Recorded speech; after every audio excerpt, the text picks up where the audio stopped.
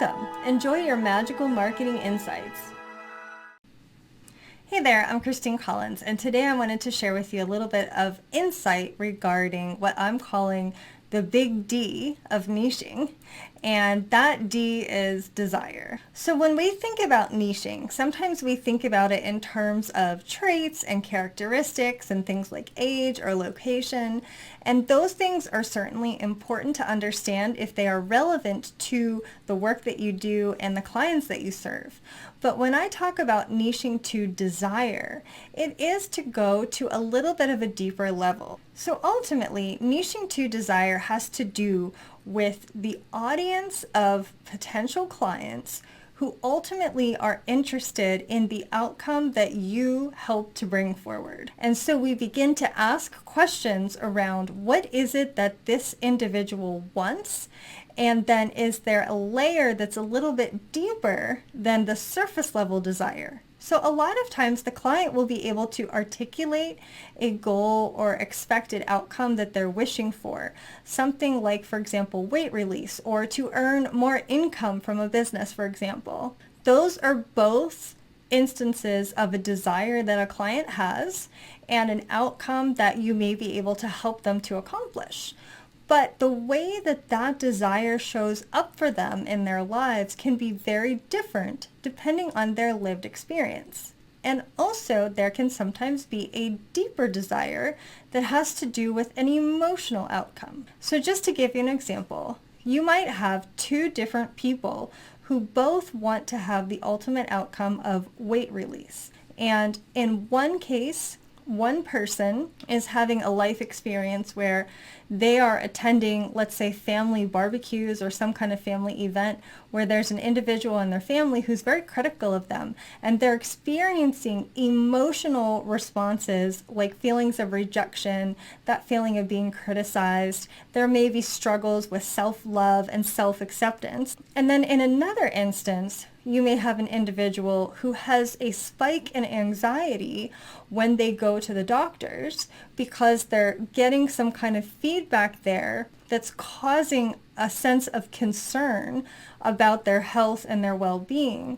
And their emotional responses may be more tied to things like safety or even some fear around their own mortality and worries about their health. So the way that this is showing up for them is very different in each of their individual lived experiences, even though they ultimately have the same outcome that they're saying that they want. So by understanding her lived experience and her deeper desire, you have a little bit more to work with in terms of communicating effectively with her through your content and through your copy. Because when we understand the lived experience of the person that we are speaking to, we can help them to feel seen, we can help them to feel heard, and we can help them to feel understood. All of which contributes both to their level of comfort with us and our knowledge and our expertise, as well as their trust that we actually do get it and that we do know how to help them, as well as our ability to provide support to them, because now we have an insight into what's happening at a deeper level. Sometimes if you only solve the surface problem, they may go away feeling like they accomplished a goal, but if the deeper emotional desire is not met also, they may not necessarily walk away feeling like the work was a success. So it can be very helpful for us to understand the desire and also the deeper desire or the more emotional context, the emotional goal that may or may not be in their line of sight. It depends on their own level of self-awareness.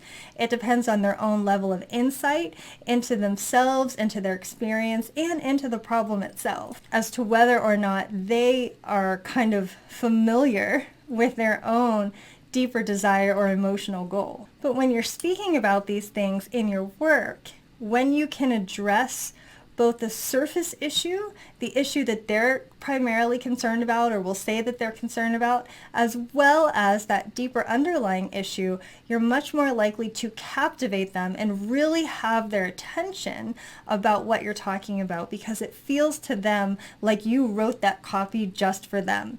You've described their experience. You're talking about them coming in and sitting down at the computer and they're excited to update their pricing on their website, but something's happened and they don't know how to do it, or they don't understand WordPress, success, and all of that excitement kind of goes out the window, and now they want to throw their computer out the window too. So you being able to articulate and describe that in your copy or in your content really helps them to feel like you're sitting right there with them and you understand what their experience is like. And doing that can be very powerful in terms of crafting more engaging, more captivating, and ultimately more soul-connecting content in order to connect with your niched aligned client. So I hope you found this to be interesting. Once again, I'm Christine Collins. If you are interested in writing more engaging, more captivating content and copy and getting a better handle on niching your writing and your marketing, you can check out my work at transformcreate.com. And in the meantime, I hope that you have an absolutely magical and creative rest of your day. Thanks for listening. This is Christine Collins at transformcreate.com.